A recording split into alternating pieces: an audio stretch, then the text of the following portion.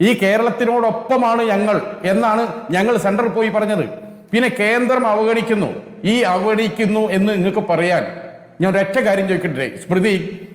ഈ കേന്ദ്രം കേരളത്തിനെ അവഗണിക്കുന്നതിൽ നിന്നും കേരളത്തെ രക്ഷിക്കാൻ ഒരു പുതിയ അപ്പോയിന്റ്മെന്റ് നടത്തിയിട്ടുണ്ട് ഡൽഹിയിൽ.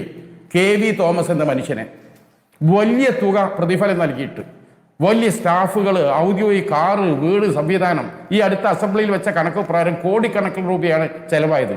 എന്തിനാണ്? എനിക്ക് അമിത്ഷാജിയുമായി നല്ല ബന്ധമാണ്, എനിക്ക് മോഡിജിയുമായി വലിയ ബന്ധമാണ്, ആ ബന്ധം ഉപയോഗിച്ച് ഈ സംസ്ഥാനത്തിന് അവകാശങ്ങൾ നേടിയെടുക്കും. എന്താ മുഖ്യമന്ത്രി പിണറായി പറഞ്ഞത്? KV തോമസിന്റെ ഇത്ര കാലത്ത് അനുഭവ സമ്പത്തും പ്രധാനമന്ത്രിയും ആഭ്യന്തരമന്ത്രിയുമായുള്ള ബന്ധം ഉപയോഗം സ്റ്റേറ്റിൽ പെടുത്തും. 10 നയാ പൈസയുടെ ഉപകാരം ഈ മനുഷ്യനെ കൊണ്ട് ഈ കേരളത്തിൽ ഉണ്ടായോ? എന്നാൽ എത്ര കോടി പാവപ്പെട്ടവന് നികുതി പണം പോയി? ഈ ആർത്തി പണ്ടായിരത്തിന് അവിടെ കൊണ്ടുപോയി വെച്ചിട്ട് കാലത്തറായി.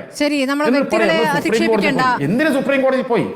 ഇമ്മാതിരി മനുഷ്യന്മാരെ അവിടെ കൊണ്ടുപോയി വെച്ചിട്ട് എന്നിട്ട് പറയാ കോടതി പോയി. കോടതി പോകാൻ ഒരു KV തോമസിന്റെ ആവശ്യമുണ്ടോ? എന്തിനാണ് അയാളെ തിരിച്ചു വിളിക്കി? കേന്ദ്രത്തിൽ നിന്ന് പിടിച്ചു വാങ്ങാൻ, സ്റ്റേറ്റിന് അവകാശപ്പെട്ടത് വാങ്ങിത്തരാൻ അയാൾക്ക് കഴിയില്ലെങ്കിൽ എന്തിനാണ് അയാൾ ജയസൂര്യൻ പറഞ്ഞ ഒരു കാര്യമുണ്ടല്ലോ, തമിഴ്നാട് ഭരിക്കുന്നത് BJP അല്ല. അവിടെ 944 കോടി കൊടുത്തു. 2000 ചോദിച്ചപ്പോഴേക്കും 944 കോടി പെട്ടെന്ന് കൊടുത്തിരിക്കുന്നു. അതെന്തുകൊണ്ടാണ്?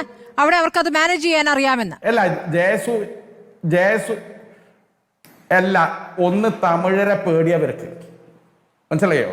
മലയാളിയെ 4-5 കമ്പാർട്ട്മെന്റ് ആക്കിയില്ല എല്ലാവരും കൂടെ കൂടി. പക്ഷേ തമിഴ് ജനത ഉണ്ടല്ലോ ഒരുമിച്ചാ നിൽക്കുക. തമിഴരെ പേടിയാണ്. ഒരു കേന്ദ്രമന്ത്രി കണ്ടു പോകാൻ കഴിയില്ല. ഒന്ന് അതന്നെ. 2, ജയസൂര്യക്ക് പറയാൻ അവകാശമില്ല എന്നുള്ളൂ. സംസ്ഥാന സർക്കാരിൻ്റെ അടുത്ത് ഒരുപാട് ജാഗ്രത കുറവ് ഈ എസ്റ്റിമേഷൻ തയ്യാറാക്കുന്നതിലുണ്ടായിട്ടുണ്ട്. 75,000 രൂപയ്ക്ക് ശവസംസ്കാരം എന്ന് പറയുമ്പോൾ അതിശോക്തി അറിഞ്ഞ കണക്കാണത്. അത് ഞങ്ങളെ പാർട്ടി വിമർശിച്ചിട്ടുണ്ട്. അതിൽ എന്ത് എസ്റ്റിമേഷൻ ആണെങ്കിൽ പോലും ഒരു